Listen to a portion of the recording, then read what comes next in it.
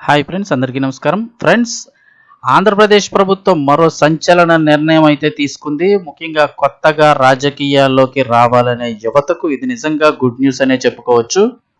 ఎందుకని చూస్తే కనుక సాధారణంగా కొత్తగా రాజకీయాల్లోకి రావాలనుకునేవారు అంగబలం, ఆర్థిక బలం అన్నీ ఎక్కువగా ఉన్నట్లయితే డైరెక్ట్గా ఎమ్మెల్యేగానో ఎంపీగానో పోటీ చేస్తారు. వాళ్ళు ప్రజల్లో నోటెడ్ పర్సన్, ఫేమస్ పర్సన్ అయి ఉంటే కనుక. అలాగే ఆర్థిక బలం, అంగబలం అన్నీ ఉంటే కలిసి ఉంటే కనుక వాళ్ళు ఎమ్మెల్యేగానో ఎంపీగానో సీట్ అయితే తెచ్చుకొని పోటీ చేసే అవకాశం ఉంటుంది. అలా కాకుండా పార్టీలో ఎప్పటి నుంచో తిరుగుతూ సాధారణ కార్యకర్త స్థాయి నుంచి తిరుగుతూ ఉన్నవాళ్ళు ఏమైనా పోటీ చేయాలనుకున్నట్లయితే ఏ వార్డు మెంబర్ గానో అలాగే ఇలా చిన్న చిన్న మున్సిపాలిటీ స్థానిక ఎన్నికల్లోనూ పోటీ చేయడానికి అయితే అవకాశం ఉంటుంది. అది కూడా అక్కడ కూడా ఎన్నో రాజకీయాలు జరుగుతాయి. ఆల్రెడీ పరిమితి సీట్లు ఉండడం వల్ల అవి కూడా ముందుగానే అవి ఫిలప్ అయిపోతూ ఉంటాయి. అలా పోటీ చేయాలనుకున్న వారందరికీ కూడా ఇప్పుడు మంచి అవకాశం అయితే రానుంది.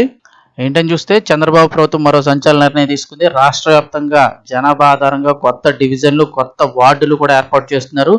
దీంతో రాష్ట్ర వ్యాప్తంగా భారీగా వార్డులు అయితే కనుక పెరగనున్నాయి. అంటే ఆల్రెడీ ఉన్న అభ్యర్థులతో పాటు కొత్తగా మరికొంతమంది అభ్యర్థులు అయితే కనుక ఎన్నికల్లో పోటీ చేసే అవకాశం ఉంటుంది.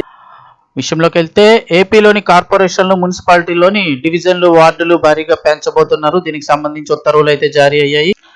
ఆంధ్రప్రదేశ్ ప్రభుత్వం కీలక నిర్ణయం తీసుకుంది. మున్సిపాలిటీలు, కార్పొరేషన్లు, నగర పంచాయతీల్లో కొత్త డివిజన్లు, వార్డుల పునర్విభజనకు గ్రీన్ సిగ్నల్ ఇచ్చింది. 2011 జనాభా లెక్కల ఆధారంగా డివిజన్లు, వార్డుల్ని పునర్విభజన చేసేందుకు ప్రభుత్వం నోటిఫికేషన్ జారీ చేసింది. ఏపీ ప్రభుత్వం MS 6465 రెండు జీవోలను విడుదల చేసింది. గతంలో ఉన్న గ్రేడ్ల ఆధారంగా డివిజన్లు, వార్డులను నిర్ణయించగా ఇప్పుడు జనాభా ప్రాతిపదికన వర్గీకరించనున్నారు. డివిజన్లు, వార్డుల సంఖ్యను 2011 జనాభా లెక్కల ఆధారంగా నిర్ణయించారు. కాబట్టి తదుపరి జనగణన ఫలితాలు వెలువడే వరకు ఇంకా మార్చకూడదు. అలాగే మున్సిపాలిటీలు, కార్పొరేషన్లు, నగర పంచాయతీల్లో ఉన్నటువంటి పాలక వర్గాలు ఉన్న చోట పదవీ కాలం ముగిసిన తర్వాతే కొత్తగా పెరిగిన డివిజన్లు, వార్డులు అమల్లోకి వస్తాయి. ఏపీ ప్రభుత్వం తీసుకున్న ఈ నిర్ణయంతో రాష్ట్ర వ్యాప్తంగా కూడా కొత్తగా డివిజన్లు, వార్డులు ఒక 927 వరకు కూడా పెరుగుతాయని అంచనా వేస్తున్నారు. కొంచెం ఎక్కువ తక్కువ అయితే ఉండొచ్చు. ఆల్మోస్ట్గా 900 పైన పెరుగుతాయి. అంటే 900 మంది కొత్తగా పోటీ చేసే అవకాశం ఉంటుంది. ఆల్రెడీ ఉన్న వారితో పాటుగా మరొక 900 నుంచి 1000 మంది లోపల పోటీ చేసే అవకాశం ఉంటుంది. రాష్ట్రంలో ప్రస్తుతం ఉన్నటువంటి 3916 డివిజన్లు, వార్డులు ఏకంగా 4843కు పెరగనున్నాయని అంచనా వేస్తున్నారు. ఇటీవల రాష్ట్రంలో మున్సిపాలిటీలు, కార్పొరేషన్లోని పాలక వర్గాల పదవీకాలం ముగిసిన సంగతి తెలిసిందే. ఈ క్రమంలో ఎన్నికల నిర్వహణ కోసం ప్రభుత్వం చర్యలు తీసుకుంటోంది. అందుకే రాష్ట్ర వ్యాప్తంగా డివిజన్లు, వార్డుల పునర్విభజన పురపాలక శాఖ కమిషనర్ ప్రతిపాదనలు ఇవ్వగా ఏపీ ప్రభుత్వం కూడా ఆమోదించింది. ప్రభుత్వం తీసుకున్న నిర్ణయంతో జీవీఎంసీ విశాఖ నగరపాలక సంస్థ పరిధిలో వార్డుల సంఖ్య 98 నుంచి 120కి పెరగనుంది. అలాగే విజయవాడలో ప్రస్తుతం 62 డివిజన్లు ఉండగా మరో 14 స్థానాలు పెరిగి 76 డివిజన్లు కానున్నాయి.